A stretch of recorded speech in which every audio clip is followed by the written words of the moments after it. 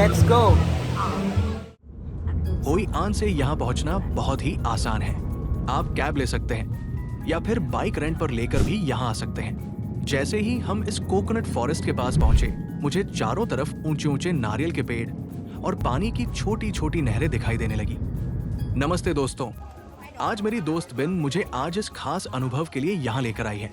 हम वियतनाम के होई आन शहर के पास मौजूद बे मऊ कोकन फॉरेस्ट में हैं और यहाँ की सबसे बड़ी खासियत है ये गोल आकार की बांस की नावें, जिन्हें बास्केट बोट कहा जाता है। अब समय आ गया था इस अनोखी नाव में बैठने का।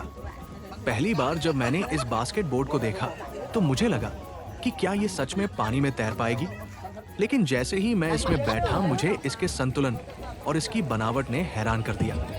पानी पर इस नाव का धीरे धीरे तैरना और चारों तरफ नारियल के पेड़ों की घनी छाया आपको एक अलग ही दुनिया में ले जाती है। आप देख सकते हैं कि हमारे चारों तरफ कितनी सारी बास्केट बोट चल रही है। पानी का रंग गहरा हरा है और ऊपर आसमान बिल्कुल साफ। ये छोटे छोटे रास्ते और उनके बीच से अपनी नाव को ले जाना एक रोमांचक अनुभव है। मेरी दोस्त बिन ने मुझे बताया था कि ये जगह वियतनाम की संस्कृति का एक बहुत अहम हिस्सा है। यहाँ के स्थानीय नाविक इतने कुशल हैं कि वे इन नावों को किसी खिलौने की तरह पानी पर घुमाते हैं। जैसे जैसे हम जंगल के और अंदर जा रहे हैं, शांति बढ़ती जा रही है। पानी की हल्की लहरें जब नाव से टकराती हैं, तो वो आवाज बहुत सुकून देती है। आप यहाँ बैठकर बस कुदरत की खूबसूरती को निहार सकते हैं। यहाँ का वातावरण बहुत ही शांत और शुद्ध है, जो शहर की भीड़ भाड़ से आपको कोसों दूर ले आता है। अब इस यात्रा का सबसे रोमांचक हिस्सा शुरू होने वाला है। Yeah. Okay.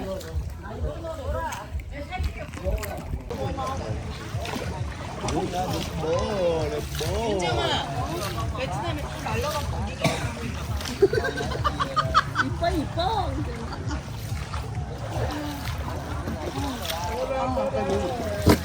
यहाँ के नाविक इन नावों को पानी के बीचों बीच बहुत तेजी से गोल गोल घुमाते हैं, जिसे बास्केट बोट डांस कहा जाता है।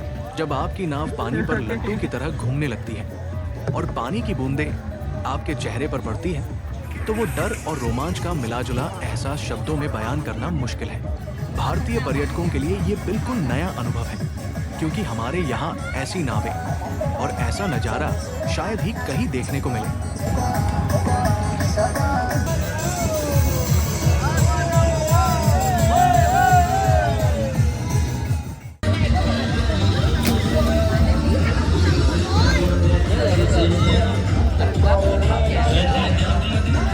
इसके अलावा यहाँ के नाविक आपको जाल फेंककर मछली पकड़ने की कला भी दिखाते हैं। वो जिस तरह से पानी के बीच खड़े होकर बड़े से जाल को हवा में उछालते हैं, वो सच में देखने लायक होता है। Hello Bin. Hello. Khoảng 12 rưỡi cho chị xin một suất massage nhá. ये सिर्फ एक सैर नहीं है, बल्कि यहाँ के लोगों की जिंदगी और उनकी परंपरा को करीब से देखने का एक मौका है। अगर आप वियतनाम आने का प्लान बना रहे हैं, तो मेरा यकीन मानिए बे मऊ कोकन फॉरेस्ट आए बिना आपकी वियतनाम यात्रा अधूरी है।